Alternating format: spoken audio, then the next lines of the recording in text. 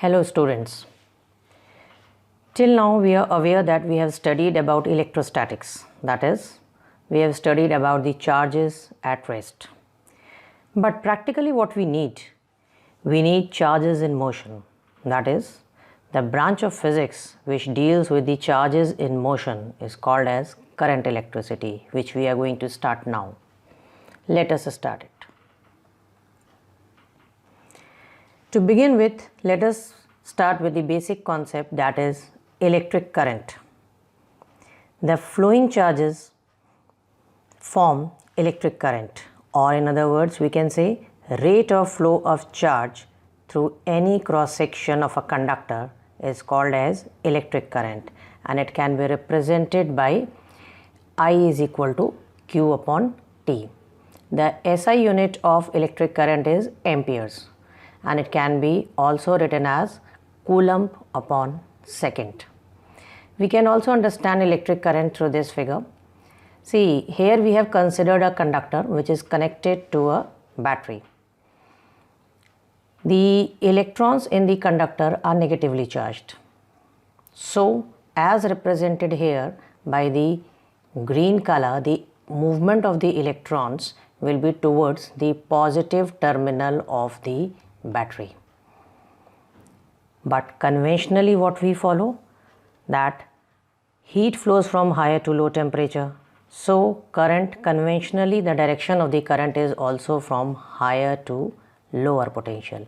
So the direction marked by red here is the conventional direction of the current flow. So we can look here that the conventional direction of current and the flow of electrons are in opposite direction.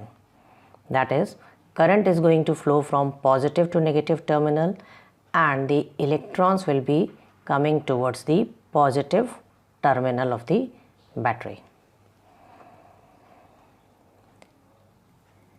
Now comes a concept, drift velocity. What is drift velocity? See, drift velocity is calculated when we are aware that in a conductor there are valence electrons. These valence electrons are free to move in the material, but when there is no electric field applied, these free electrons only have thermal motion. Why there is thermal motion? This thermal motion is due to the collision of these electrons with the fixed ions in the material. But the directions of these after the collision is random. When the direction is random, the average thermal velocity of the electrons is 0. Or you can say that there is no current when no electric field is applied to the conductor. But when we will apply the electric field, what happens? These electrons will get accelerated towards the positive terminal of the field, as we have just seen in the figure. When the electrons get accelerated, they will be having motion due to two reasons. One is due to the thermal motion, which we have just gone through, and now due to the applied electric field. Now the average velocity will not be 0. Why it will not be 0? Because now we have applied the electric field. The average velocity due to the thermal motion was 0, but average velocity when we have applied the electric field will be some little value. This little value will be termed as the drift velocity of the electrons. Now we are in a position to define the drift velocity. It is the average velocity with which the free electrons get accelerated towards the positive end of the conductor in the presence of the electric field. Just now I told you that due to the thermal motion of the electrons, the average velocity is 0. So this is the expression for it, that we have considered thermal velocity of electrons, each electron as U1, U2, U3 and so on for n number of electrons.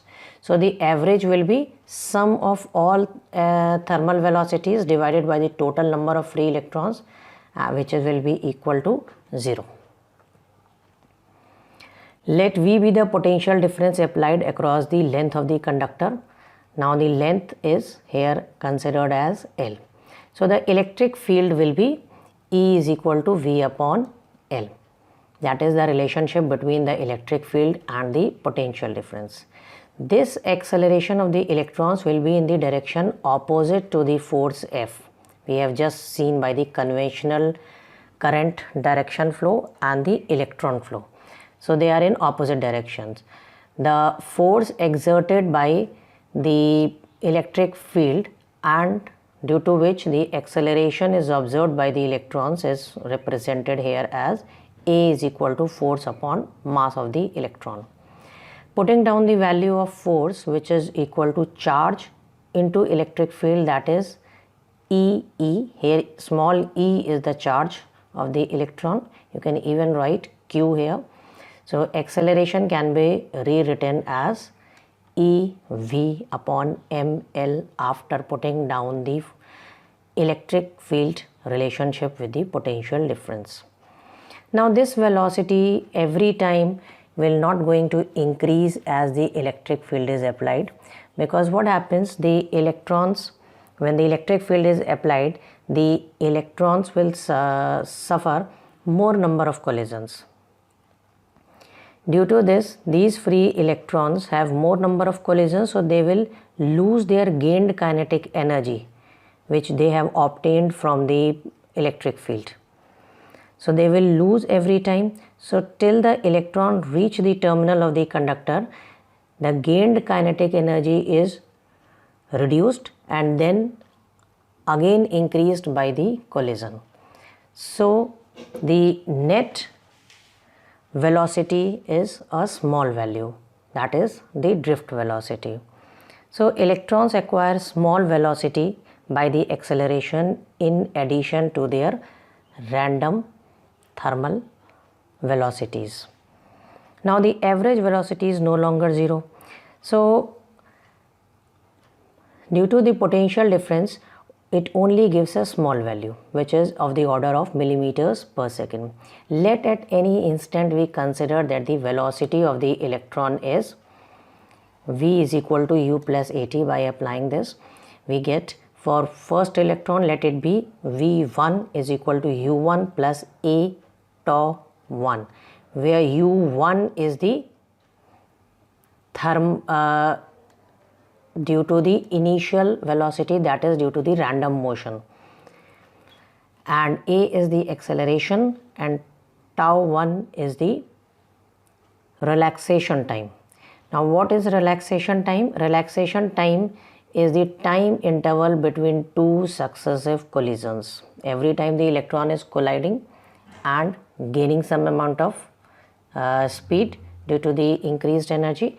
So this time interval between two successive collisions is called as relaxation time. So let us write down the velocity for few more electrons. Let it be V2 is equal to U2 plus A tau 2. Similarly, for n number of electrons we can write down. So the drift velocity, as we have just gone through its definition, it is the average velocity. So Vd is given the notation of the drift velocity, which is the average of all these velocities terms, which is written here as in this manner. Now putting down the value of V1, V2, V3 from above, we will form this equation. Again the rearrangement of this equation, that is we are combining together all the U1, U2, U3 and so on, and the rest over terms like A tau 1, A tau 2, A tau 3 together. So the rearrangement is done as follows. But from our previous understanding that we are aware is that the average thermal velocity of the electrons is 0. So this term will come out to be 0, and the other term, that is A tau 1 plus tau 2 plus tau 3 and so on, will be rewritten as A tau, where tau will be the average relaxation time. It is the average relaxation time. So it can be written in terms of V d, that is drift velocity, as E tau upon m, where this we have written after putting down the expression of the acceleration, that is A is this. So we have to remember this formula. Now comes mobility. Mobility of a charge carrier is defined as the magnitude of drift velocity of charge per unit electric field, and it is written in this manner, that is mu is equal to V d upon E, where V d is the drift velocity and E is the electric field.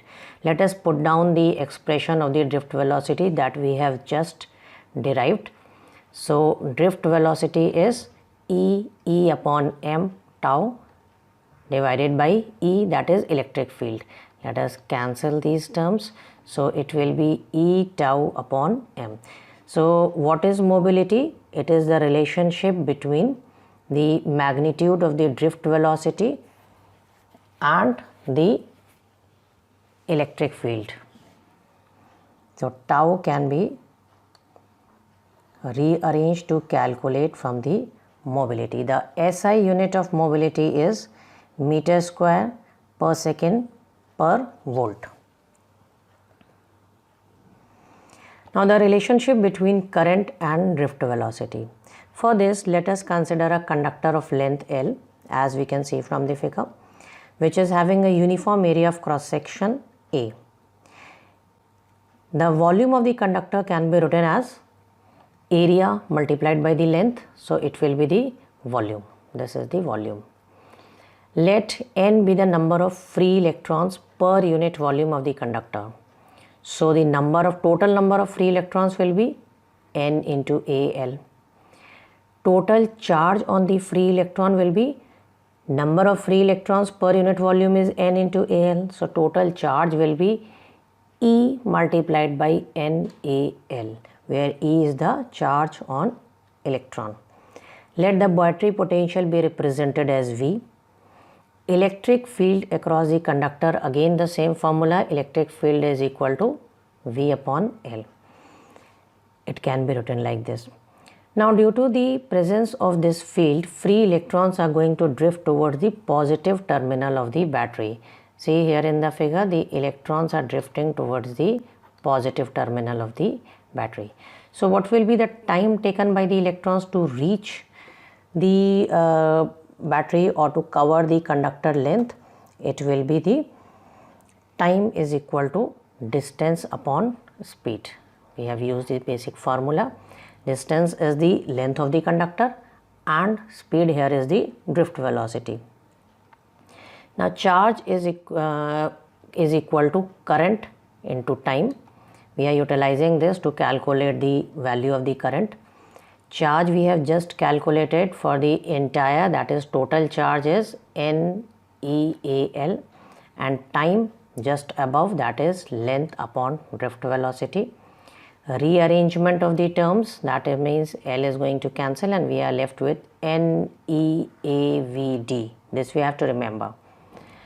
Now current can also be written in terms of electric field, that is we are putting down the formula for drift velocity. Drift velocity formula we are aware, it is E tau upon m. So this is the drift velocity. So again just the rearrangement of the terms, we have obtained the formula for the current in terms of electric field.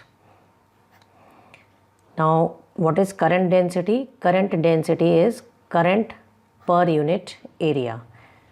Current density we have obtained directly from here, that current density is current per unit area. So we will obtain as NeVd, that is in terms of drift velocity. Thank you.